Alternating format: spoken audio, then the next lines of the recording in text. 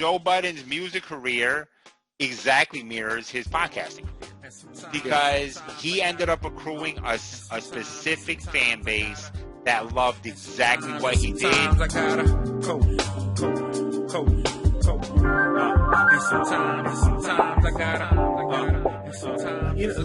one of the things I was thinking was, so I don't know if you heard, but like there was talk about Joe. Oh, go ahead. I'm sorry. Yeah, about Joe Budden. Yeah, leaving Spotify. Yeah. So and there was like kind of like some drama around it.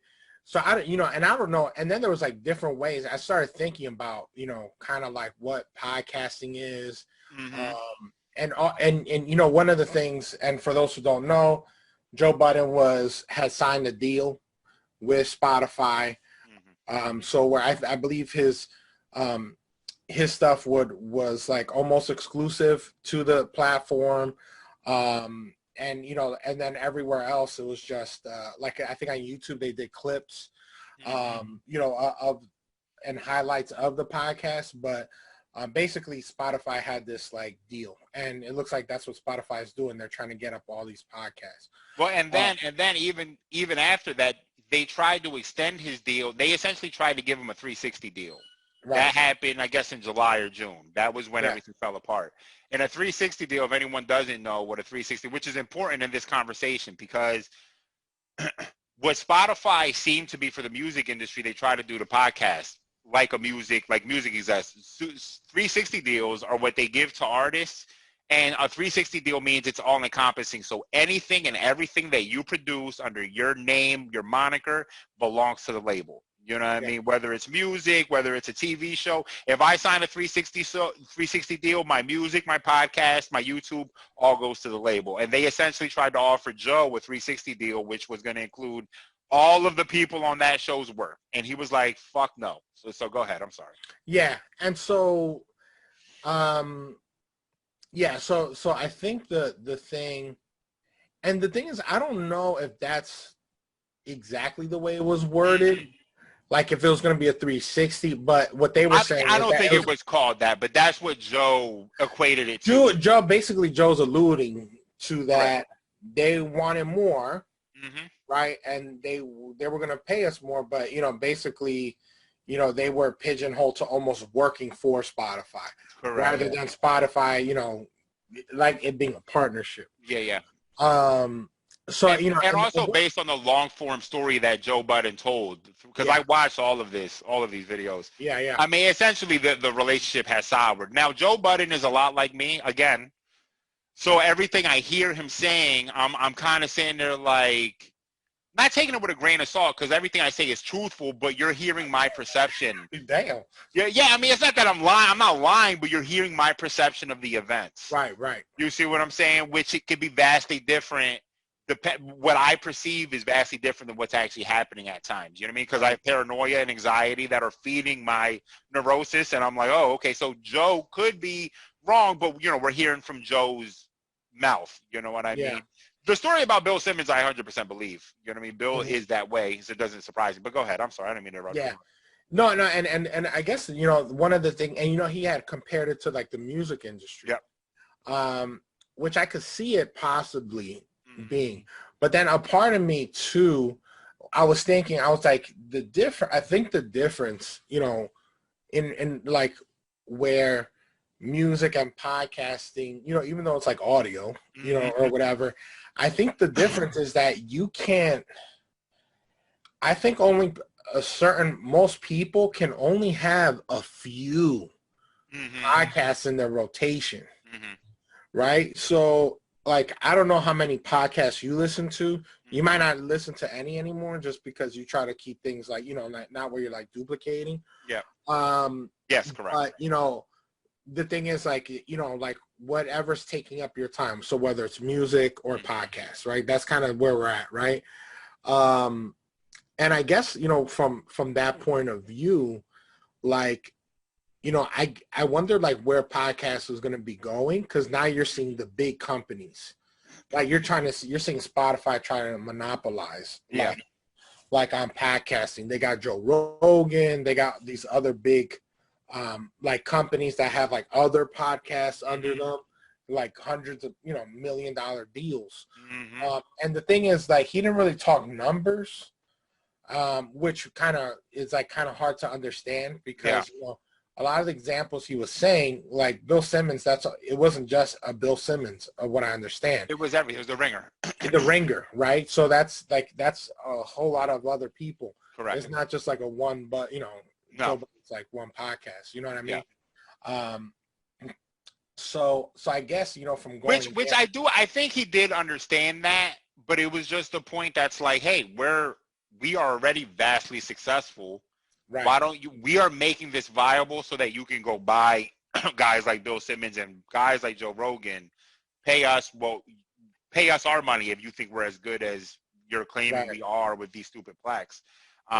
Which is funny because I don't know if you saw the picture of Drake eating spaghetti out of the one plaque that they sent, which is, I think, how a lot of people feel about streaming in general. You know what I mean? It's just like, this plaque don't tell me nothing. You know what I mean? It don't mean shit to me. So, but and like the thing is, like with him, the thing is also, and maybe I'm wrong, but I know Spotify was advertising. Mm-hmm. They were advertising Joe Budden. I have never gotten a Joe prior to that. Mm-hmm. I've never had a Joe Budden commercial or ad place for his stuff. So, that I could see how that relationship, like sometimes you got to look on the outside and be like, okay, all right, let's be real now. Like, did they add value to your your podcast, right? Mm-hmm. And it just seems like Joe has had like several relationships, because he brought up Charlemagne, and Charlemagne was like, yo, like, you always have like these, like, it's either you're a horrible negotiator or, what's going on. You know what I mean? And, because you've been bouncing from all over the place. So I don't know, what are your thoughts on like kind of like his whole, like, if I'm real, like when it comes to the Joe Budden podcast, it's all about Joe Budden. Yep. That's why it's called the Joe Budden podcast. Yeah, he's a character who's so good. Like, he gets worked up about things. People love that. So think about it. That everyday struggle, when he was on there, it was beautiful. Correct. Like, he would go hard on academics. Like, it was such a great thing. Correct. So it doesn't really matter about his podcast. It's about wherever he's a talent. Yep. Right. And he takes that talent into the podcast realm. And that's what, like, because they don't have guests really. No. I mean, he does do interviews, but it's every once in a while. Correct. Yeah. But yeah, so I guess from going on, I guess where do you see, like, I mean, even this podcast, right? Like, there's everyone's getting in on it, right? Yeah. And there's only so much time that you can give. Yeah. Between music. I guess where do you see podcasting going from here on? No, I mean, I think at this point, see, it's hard because watching the Joe Budden thing play out, again, I have an affinity for Joe Budden because we are one and the same. You know what I mean? So everything he said resonated with me, and I agree with everything he said. One, I feel all the ways he feels about at my job. You know what I mean? Yeah, you bring me value, but I bring you value too. You need me more than I need you. All those things he said, those all ring bells in my head. You know what I mean? Because Spotify is just a cardboard box. What is in the box is what's important. And Joe Budden is the content. This is the talent. He's coming out of the box. That's what we care about. Where podcasts are going for him is something completely different. He is on his way to some sort of TV deal, I would think. You know what I mean? That just seems to me to be the natural thing. You know what I mean? I don't. The Charlemagne thing, I didn't hear Charlemagne's comments, but I know Charlemagne. And I understood Joe Budden's side of it. You know what I mean? He's saying, you're speaking about something you don't understand at all because you work for iHeart. I work for myself. You know what I mean? And that's two different perspectives right there. I don't know what I don't know. You know what I mean? Like when I think about this podcast, I just sometimes think like, you know, like everything else I do, and like we had this conversation earlier, especially about my music, was like, just if you love what you do and if you put out quality stuff, people are going to find it eventually. You Right. know what I mean? Enough people have told me I should be a comedian or some shit like that I feel like someone's going to like me eventually. You'll find somebody. One thing I do think, 100%, I think there is enough time and place for everybody who wants to do it. You know what I mean? Yeah, for one individual person, there's not enough time in the day, and that is his other point. Spotify is a portion of podcasting. You know what I mean? Right. They just got there, and their podcast interface is trash. As many times as the podcast has gone off or gone silent on me, it's the worst. It's not as good as iTunes, which invented, or the podcast app on Apple, which invented podcasting. Yeah, you know yeah, what yeah. I mean? They are the ones who have it on lock. That's where people get their podcast from. And then you have Stitcher and you have SoundCloud and you have all this stuff where you can't necessarily monetize the problem. But yeah, that was why the video was so important. If you're doing podcasting, in my opinion, at this point, and you're not doing video, then you're selling yourself short. You know what I mean? You're not doing enough at that point. You know what I mean? Like, and that's almost like a form of laziness. Correct. Yeah, yeah. If you just think that doing your voice is enough to get people to watch, it is just not enough. And listen, I didn't know. It was your suggestion to say, yo, put it on Facebook, put it on Instagram, that I started doing that to get more viewership. That way I didn't have to send people out of the app. Just like you said, right? Don't send people out the app. Let people watch it here. Yeah. So if you're not doing video, you're not doing audio, you're not doing it right. And also that was the point of having short clips that we can always put out. You know what I mean? Joe Budden, which I've been thinking about stealing anyway. Let's do a 3-hour podcast, and then I'll just chop it up in a bunch of pieces, upload 3 hours to YouTube, and then upload chopped up pieces everywhere else. Yeah. But that was the point of having clips, right? Whereas like if we do a movie podcast where we talk about action movies, then we can have four 10 or 12-minute clips after it where we talk about this one subject in relation, and we can put that out. That's like, if you enjoyed this 10-minute conversation, there's a whole 50-minute conversation over here, right? You know what I mean? Like, so I think ultimately what's going to end up happening, I don't know why Joe Budden never signed a deal. You know what I mean? Yeah. That was how I left the conversation. Spotify, according to him, if you listen to him, is some sort of Machiavellian scheme to see what's happening in Spotify and what they can learn about streams and get information and collect data. I don't know if that's true or not. My guess is Spotify came with a pretty big check and said, hey, we want to, you know what I mean, do this. And this was a brand new deal. This was the first deal we saw of this. You know what I mean? What Bill Simmons got, it's important to note that Bill Simmons is considered like one of the godfathers of podcasting. Right. It's like Bill Simmons, and it's this dude. Rogan? Not Rogan, from The Man Show. Not Jimmy Kimmel, the other one on The Man Show. Remember The Man Show? Yeah, I know. What the fuck is his stupid name? With a C. The last name, right? I don't remember. Damn, I'm going to look it up here. Hold on. Yeah. This is driving me crazy. The Man Show.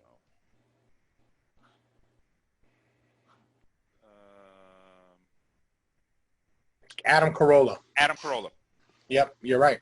Adam Carolla is one of the first podcasts. You know what I mean? He is like the father of podcasting. Bill Simmons is the father of sports podcasting. You know what I mean? Like, these are titans. And then Mark Maron obviously Mark Maron is huge. And then Joe Rogan came along later on. But there was, these guys had established this so long ago. And Bill Simmons is his own brand. And the point being, I don't know why Joe hasn't done that. Why don't you have a website for your own shit already? You know what I mean? Where you can sell merchandise and you can sell things you want to sell. You can sell your own music. You can do everything you want on that website. Why wouldn't you do something like that? You're big enough to get your own infrastructure. You know what I mean? You can have your own application. It's not that hard to make a web app. Now, to make a good one is difficult. Why haven't you done something like that? You know what I mean? Right. That, to me, is where I would be thinking. Even Bill Simmons. you have the Ringer. Why don't you have a Ringer app? You know what I mean? Where I can go on the app. It can take me to every podcast I want, has every article there, has every video linking me to a YouTube channel, a one-stop shop. That, to me, if in a perfect world, that is where I end up in 5 years. This is an app where you can buy merchandise from the Broadview or 476ers merchandise, where you can get all of our shit on a one-stop shop. You can buy my music here, too, if you wanted to. You can get everything from here. It's a fucking Brian app with, it's Brian and Friends, the app. You know what I mean? You know, I think, probably, I think one of the hard parts is I think it's hard to monetize, like, ads in an app. For sure. You know what I mean? Like, you can't see, like, I mean, there's probably ways that you do it, like when it pushes out. But you're talking about, like, it's the gate. You know, it's like the gateway to all those things. Correct. Trying to figure out a way.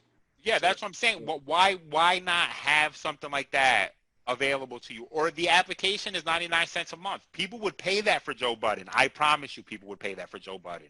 Yeah. His fan base would pay that. I would consider paying 99 cents a month for it. It's not a serious...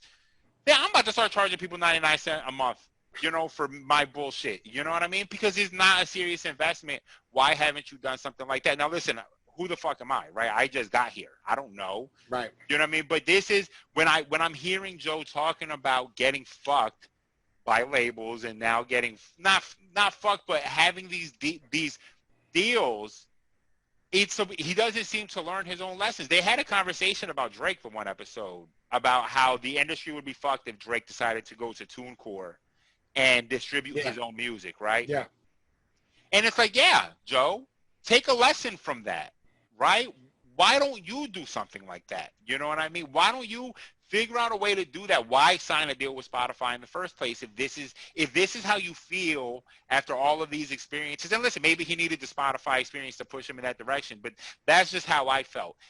If you're podcasting, our homie Bill Van Sciver, he always says, yo, why don't you like apply to the Ringer? Why don't you send your podcast to the Ringer? And I'm always like, no, but that defeats what I'm trying to do. I don't want to work for another person. You know what I mean? Like, eventually I want to leave my day job and do this full time, right? Where this is for me. This is my career, my job, my investment, right? Mm-hmm. And that's what I don't understand. You know what I mean? But, you know, I don't know. That's how I feel. I just, there will be another way. You know what I mean? Right now, streaming is huge, and everyone is suffering. The music industry, musicians, artists are suffering, which is why eventually is just music is going to go in a way where it's about the one-man show. Can you produce? Can you rap? Can you do all of it? Because it's not going to be affordable to have a producer, to have an engineer, to have all these things. It's not going to be affordable unless you're Lil Wayne, Drake, Kendrick, J. Cole, unless you're those guys, that tier of artists, Wale and Rick Ross and, you know what I mean, Meek Mill, all these guys, Jay-Z, right? Yeah, but, you know, I think the thing is, though, too, it was a privilege. It was like a privilege to I guess with that, it you know, like, yeah, for you to produce something, you needed like a crazy state of the art, you know, thing, and you know that costs money. And you know, but there's really like Steve Stout, I think he was the one who was saying that if Drake just puts out his music independently, it's a wrap. Like for a lot of these like things, yeah, it's true because. Dude, everything's electronic now. Yeah. You don't have to worry about having street teams. You don't have to worry about having people put up, you know, thousands of posters. You know, like if you go, like I saw it here somewhat, but in New York, like if you're walking down a block, and you know there's always construction, you'll see like the same like poster, like bam, bam, bam, bam, like coming, you know, this album coming out, you know, like you don't need that. You don't have to pay. Like radio's a dying form. You don't have to pay for spins. You can just, you know, but the game has changed, right? It's like also rarely are people now buying music just because of the music. They need to know the whole thing, right? It's like social, you know, like that whole package. You don't even have to have like really like good videos. It's more like you're good like IG videos, you know, more than anything. For sure. Not like as far as a music video, but the game has changed, but it's more accessible, Yeah. right? And I you mean, could probably you could make your own dough, like, you know what I mean? But you gotta think, you know how ridiculous it is to clear like a song, you know, like it's crazy how much, you know, and also that's because like, and I don't know how I feel about that. Like, you put out a song and then like 8 people have a piece of that song like forever, and you know, it's just weird. Like, I just actually heard that there's a joke in an episode of The Office, right? You like The Office, right? Love The Office. Okay, so remember that episode, the Benihana Christmas, right? Correct. Where he's gonna ask his girlfriend at the time to go to Sandals, Jamaica. Yes. Right. So in the beginning of the episode, he's like, I got 2 tickets to paradise, and then he like freestyles the back end. That bar made that episode was an extra $60,000. Wow, that's crazy. To clear that bar. So now, like, I mean, all that stuff is insane. Yeah, I mean, you got these people just making a quick beat, and then just going from there, you know. And then, hey, if I could do shows, I could sell out shows. But now you got to be a performer. You can't just be like, right.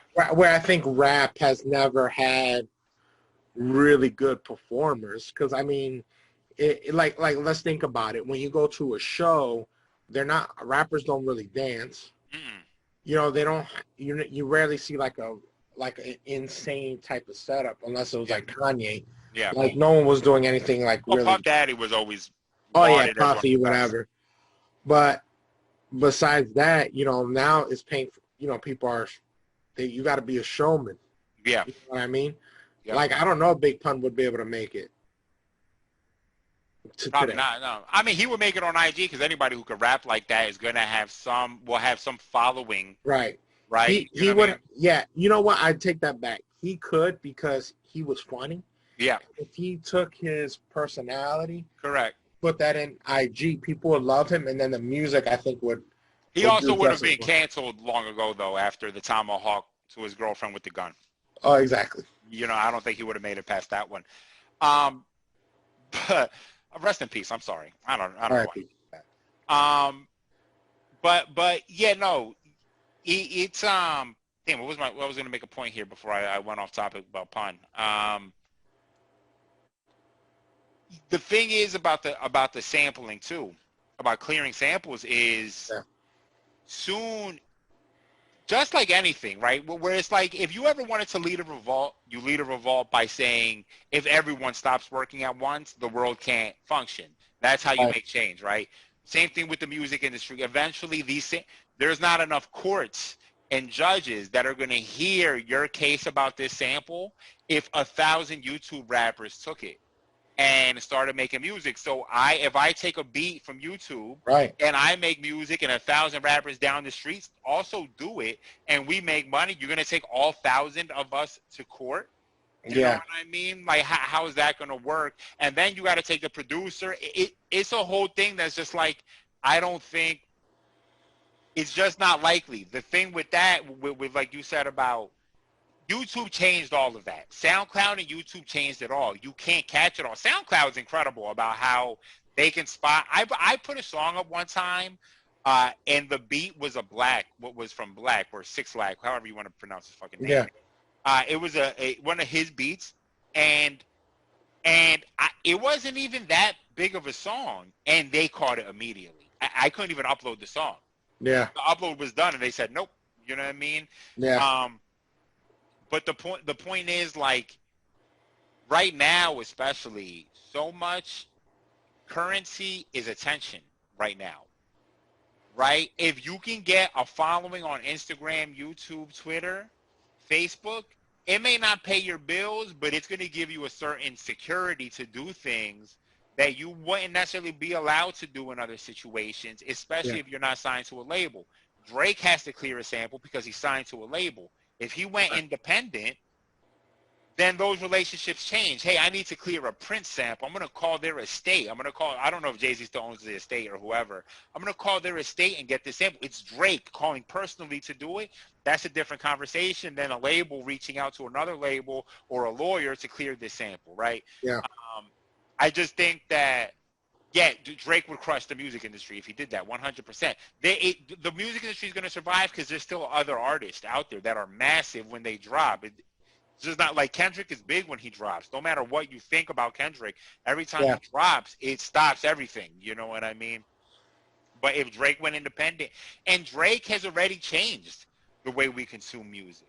Yeah. Because he's been releasing singles and leaks and this and mixtapes and playlists and whatever the fuck now for years. I feel like he's like the Steph Curry. I made that comparison earlier today. You know what I mean? I said I had a conversation with Paul about how light-skinned people are out here just crushing it between Patrick Mahomes, Steph Curry, and Drake. It started with Drake. You know what I mean? Drake started the movement, was so far gone, and then here comes the babyface assassin Steph, and now Patrick Mahomes is out here. They all look the fucking same. You know what I mean? But for sure, he is 100%. No one would say he's the greatest player of all time or the greatest rapper of all time, but is he one of the most influential? Abso-fucking-lutely. Yep. The way he has molded rap in his image. You know what I mean? And the run that this dude's been on. It's incredible. It's been incredible. And it's been different sounds. Yeah. It's been different sounds. It's not Jay-Z coming out with a different rap album every year and extending his run that way. My man is really, and we talked about Drake and how I feel about like his willingness to just release silly shit. Even this song, Laugh Now, Cry Later, the song is a banger. Let's be clear. That fucking song is absolute heat. But in the video, it's just him embarrassing himself again. It's what he likes to do. You know what I mean? Like, there hasn't been an artist like that. He's very much the Steph Curry. You know what I mean? A little bit corny on the low. Yeah, but and I think that's the thing. So many people don't do things because they feel corny. Correct. But, like, he does it. And then everyone else starts, following suit. Well, because rap was always built on a certain degree of authenticity. That authenticity didn't just mean street or gangsters or thugs. It just meant being authentic to you. That's how Eminem made it. You know what I mean? You didn't have to be this. Be authentic. They can tell. But then also, when he started, like, singing on stuff, like, that was unheard of.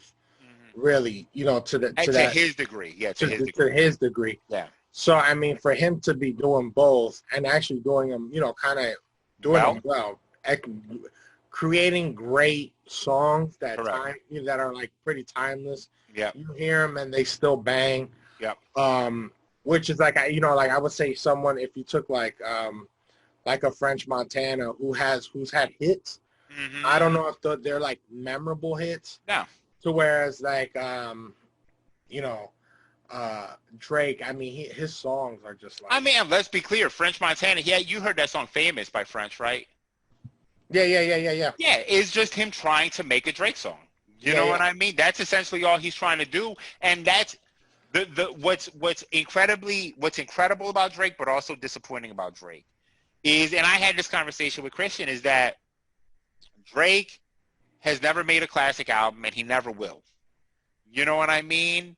Because he's changed the whole music industry to a way where making a classic or a critically acclaimed album doesn't mean anything to him. Yeah. You know what I mean? It means nothing to this generation. It's a generation of singles and playlists. You know what I mean? And I'm guilty of it too. I don't listen to a whole lot of full albums back to back now. You know what I mean? Like, But he'll have, I mean, one of my favorite Drake songs is an R&B song, and it's one of my favorite R&B songs. You know what I mean? Like, No, he changed. I don't want to blow Drake anymore. I mean, I feel like I blow Drake every chance I get. Someone who I hated. Drake is the latest in the long line of rap artists that I hated at the beginning and that I then loved with all my heart. Like Freeway in the beginning and like a million artists before and after that have come and gone. Yeah, and he's like on so basically he's been on like a 10-year tear. And arguably longer because his He started dropping, I think, in 2008 was when the buzz started about his mixtapes. You know what I mean? I'm seeing his first mixtape was Room for Improvement in 2006. Yeah, which I don't know anything about that. But then I think in 2008 he has something. Does it say? Is that when? 2009 was it's so far gone. So there's a mixtape in 2008 that comes out too. I can't remember what it's called.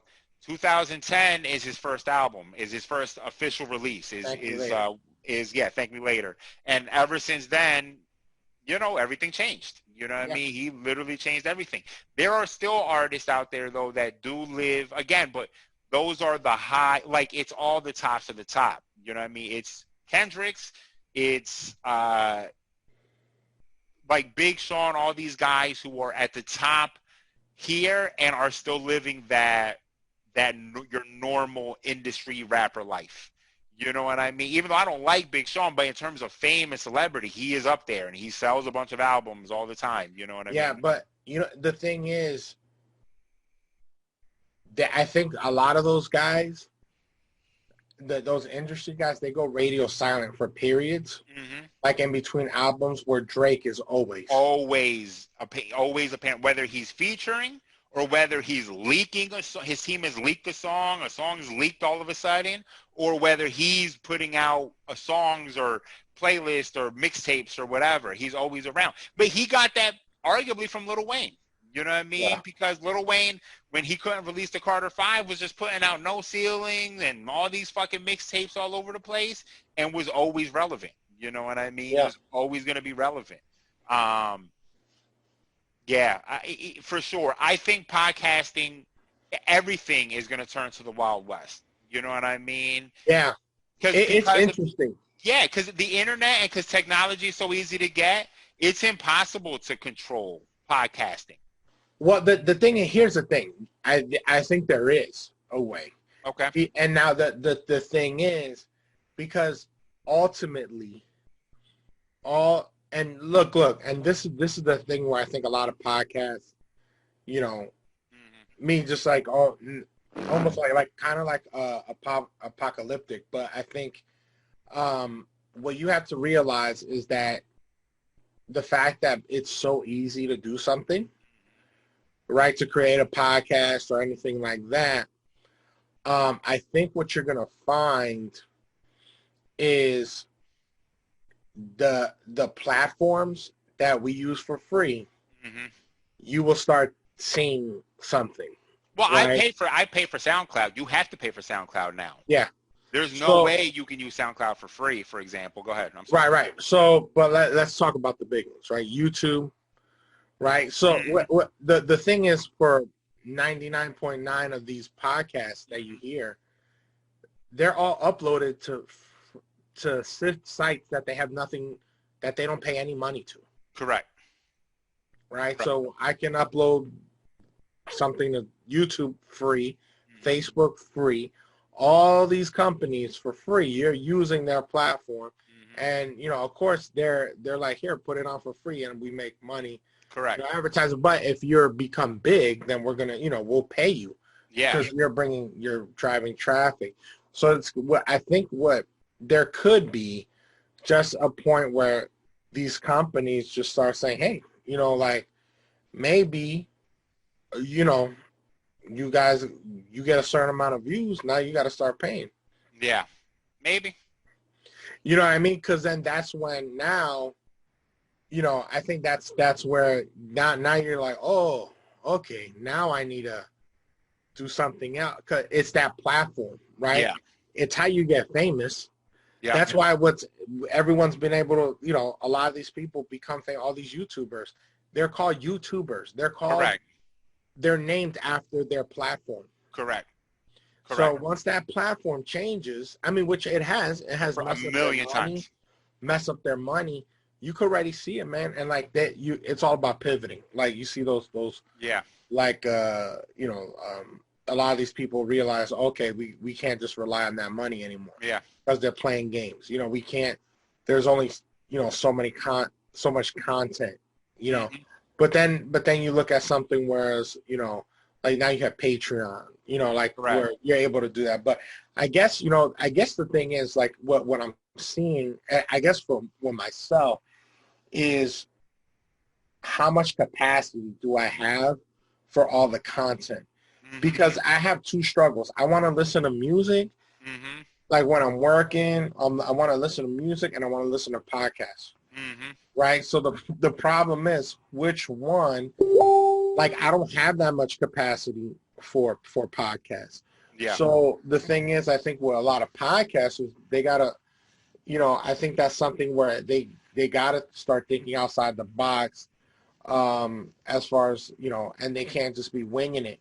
You know, I mean, like as far as like those big ones, right? Like Joe Budden, like he's always talking about like the struggle of like how he's gotten, you know, taken advantage of. But it's like, but he also seems like he also wants to show that he is so smart. He knows everyone's move. But I don't think you do, bro. No, of course Because not. you know on the back end, possibly. But, you know, I mean, and then another part is, you know, you aren't successful in music, right? Because I think no, I know he was a good rapper, but he just didn't make bangers. And that's what people want to listen to, bangers. Bangers. You know what I mean? Like he wasn't able to create that. And No, if he thinks, but I don't think he even wanted to do that. But you know what I mean?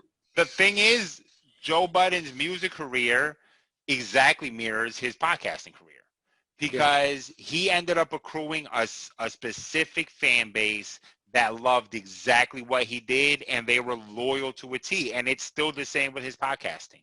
Because if you wanted to hear Joe Budden, because he is a hell of a rapper, he's a great rapper. You know what I mean?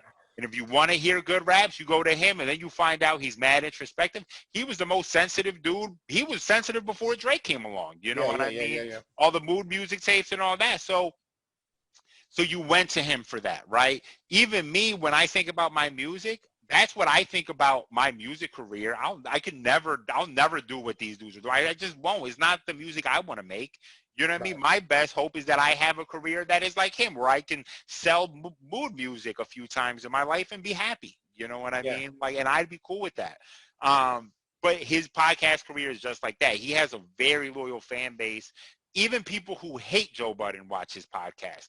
I know a bunch of people who are like, I don't even like Joe Budden, but I'm going to watch what he got to say. I don't like Joe Budden that much. But every now and then, I see something that piques my interest. I watch the Spotify episodes, you know what I mean? I watched the Megan and Tori episode, like that. I watched the August Alsina shit, you know what I mean? Like I watched a lot of those, but you know, he has that specific, same thing with Joe Rogan, you know what I mean? Yeah, but the thing is, I think what ends up happening, and this is like a testament to, again, like I said, it's not really so much the podcast. It's people want to listen because it's Joe Budden. It's the personality. Because how he is, right? Because I don't think we would, you know, I think we all know he had like a good core fan base, but Everyday Struggle was a great platform for him. Sure. And it exposed him to a lot of people. They were doing great numbers, you know, and like it put him on the map. After Everyday Struggle, my man started wearing them nice hats and interviewing people, you know, like one-on-one, all that stuff. All of a sudden he became almost like full-time journalist type dude. So with like that's where you could kind of see like, oh hey, you know, like he understood he added value to these things. For sure. And then when they don't meet, then he can leave. So the thing is, I think he's the talent. Wherever he goes, he's gonna be good just because of how he is, like that, him as a person. Like I try to watch that show.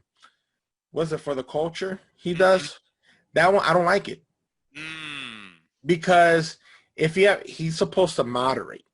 They mute so he doesn't, and it's a more like you have too many people like where he's trying to give them the mic. Nobody cares. Literally, no. Remy Ma has a place. Like she has a future if she really got after it. But like the other two people that they bring on there, that they were bringing, I don't even know if that thing still exists. Like I don't know if they still do it, but it's not that entertaining because you don't get to see Joe flip out.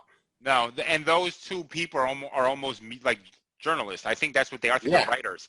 You know what I mean? They work for Complex. That's what they do. Like you write your personality as who you are, and I can write, but my personality is much better served. Yeah, that's why I didn't want. That's why I don't like hosting. I'd rather have someone host and let me be me. You know what I mean? No, and I don't understand why he just doesn't do that. A show like that. You got the infrastructure ready. You have probably a big enough house. You probably have a basement where you can set up this studio, and you got the personalities. You don't have the personalities really, because Rory and Mal are like they're funny. They're funny based they're straight on men. show. Huh? They're straight. They play the straight guy. Correct. Yeah. Correct. They're not funny. No, I mean like funny. They have moments. Yeah, like here's the thing. Those guys could disappear, and they still got a show.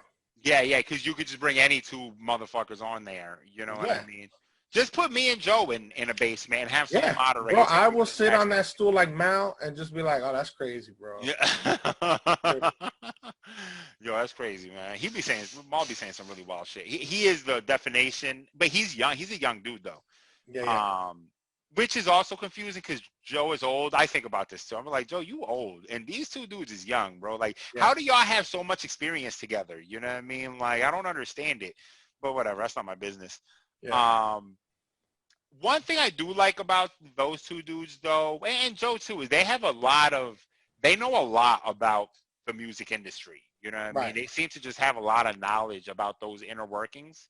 And I always appreciate any insight they give about that. Like they have insight that they give where I'm like, oh, this is valuable. Like Rory will say something valuable or Maul will say something valuable. I'm like, oh, I didn't know that's how it worked necessarily.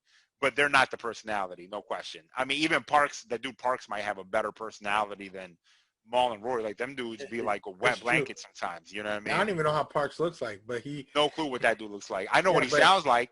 But he'd be mad giddy. He sounds like a nerd. He sounds like the biggest nerd. He sounds like he has dress shoes on during the podcast. Yeah, I'll tell you, Park. He sounds like he's been a Joe Budden fan since back in the day, and that like just was like, hey, I'll do this free.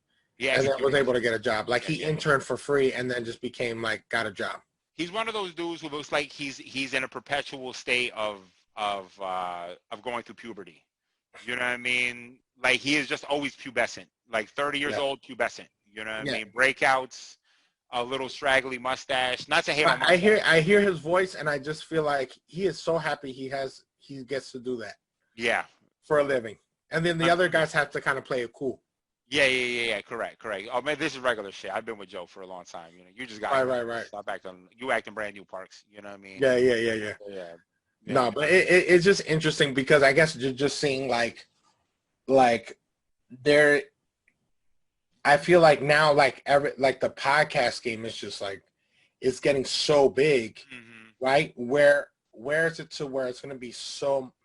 Like, do you think there's an eventual, like almost like maybe like a collapse, like a bubble? Because honestly, like again, people can't just be listening to like mad podcasts. Yeah. There's no really, you can't really do it. You're right. So it's not like I could listen. I could be in the car, and if I listen to a Spotify or whatever, I could listen to like 15, 20 songs. I'm like mute, right? Yeah. So each of those people are going to get like a percentage of a penny. Yeah. This podcast, I phase out of like podcasts. Like I might find one better. So you know what I mean? So it's only like so many you can have in your rotation.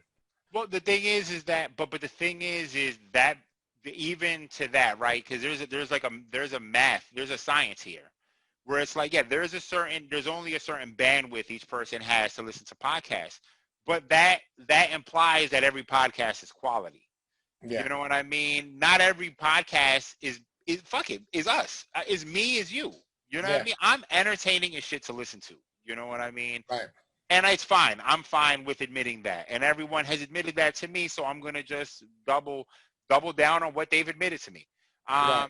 So because of that, I'm using my force of personality to bring people along into the podcast. Whereas every regular Joe who starts a podcast, there's a lot of people who start podcasts. There's a lot of people I know who start podcasts. I'm like, yo, you're boring as fuck. Like, nobody's finna listen to you. Your own kids True. wouldn't listen to you. You know what I mean? True. You think I'm gonna listen to you? Fuck no. You know what I mean?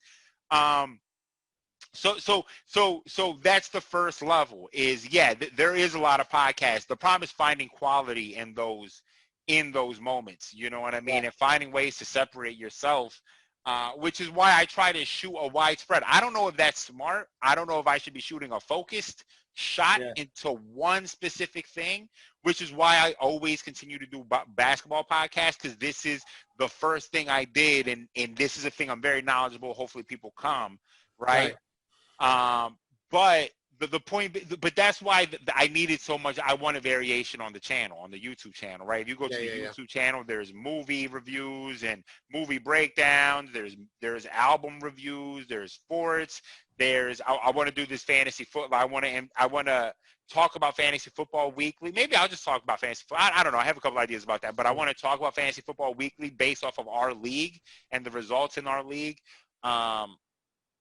But just trying different things to set yourself apart. But I know I just have to trust. Every person who starts a podcast has to trust that they have the force of personality to rise above. Otherwise, why are you doing it? You know what I mean? What's the point of even trying this if you don't even think you can break above everyone else? You know what I mean? No, and that's the thing. You could, I think, we could all go. Like you're right. Like the podcast is on the strength of the personality. Correct. Right. So it's not news. It's not news, right? It's not informational. Even John Oliver's show, a lot of why it works is because of John Oliver. Let's be clear. You know what I mean? And the Daily Show. The Daily Show was Jon Stewart.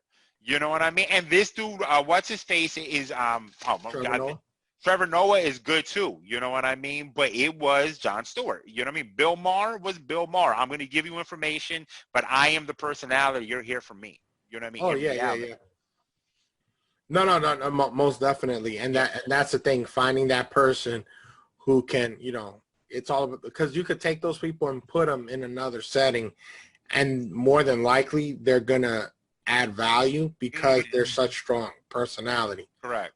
Right. So, the fact that, I mean, Bill Maher had a similar show, Politically Incorrect. And of course, you go over the line, he lost his job and, but he was able to go to HBO, which is like a safe space for all that. Like you could kind of say whatever you want.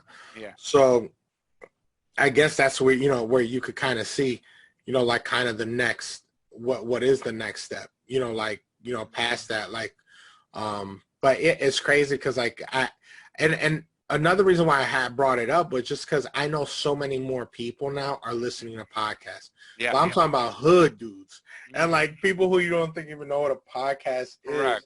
They're listening to podcasts, and I could almost, since I know kind of like a wide, like I kind of know what a lot of podcasts talk about, so I could almost like hear someone talking about, I know what podcast they listen to. Yeah. Because all of a sudden, I know they ain't reading that. No, they didn't get this in their paper. No. So I could be, I know where you got that from. I know where you got that from. Yeah, all I need is to hear somebody say, yo, Tory's a bigger sucker than 6ix9ine. I'm like, he heard that from Maul. Maul said that on the Joe Budden podcast. That's why he feels that way. Yeah. So like, if you do something like that, I understand. But it's great because people are getting another point of view. Yeah. So that it's I think it's interesting what, like I'm like kind of hyped to see what happens, right? Yeah. You know what I mean? Like what comes next? Like what are the moves now? Like what's the value? Like you keep your thing on there, and then just like, how do you monetize? Like, how are you making money? Because I mean, you got some people throwing the bag at you. Correct. And then other people they're trying to figure out that bag. Like, I mean, Joe Rogan, he was doing like little, He was doing like the Cash App, whatever. But those people were probably paying mad money, and now he got paid by Spotify. The ultimate Cash App. Yeah, bro. I wonder how much did he make from Spotify? They're saying over 100 million. What? Yeah. That's the longest what I've ever said. I've never said a longer what. Yeah. Over 100 million. Yeah, I mean, I can see why Joe Budden would be pissed off. You know what I mean? But the thing is, Joe Rogan puts out more content than they do. Does he? Yeah. I don't know if he doesn't have a set schedule. He's pumping out podcasts left and right. Really? Okay. Yeah, like 1 week he might do like 5 or 6. At least I know, like almost every day there's a new podcast. Yeah. I think that's the right way too. That's probably my biggest. No, I don't want to say my biggest regret, but really the space I need to take it is to get. Which is why I was thinking just put 3-hour videos and maybe clip some or whatever, and or because I might start paying someone to handle my social media, because that's the way I think is an hour, 2-hour episode every single day. And what's the fastest way to do that? You know what I mean? Well, you know what it is? The thing is you have to remember too, it's also he has new content. Mm-hmm. So those episodes are different because he's talking to somebody. Correct. That's true too. Yeah. So Joe Budden can't do that because he doesn't have guests really on his podcast. Yeah. So all he's doing, he has to wait for like things to happen so then they could comment on it. Yeah. That's true. You know what I mean? So he needs he can't be doing an episode every day. Yeah. Now what you do is, you take you have an episode, you cut it up, and you could leave clips out every day, which is I'm pretty sure that's what he's doing. Yeah. So something's always going in your timeline. Yeah.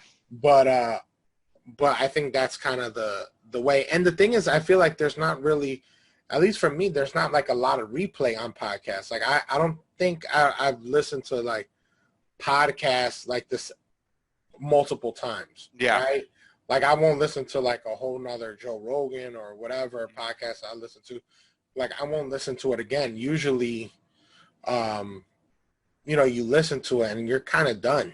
You know what I mean? Like people aren't going to really listen to it again. So it's not like they have like a ton of like replay value.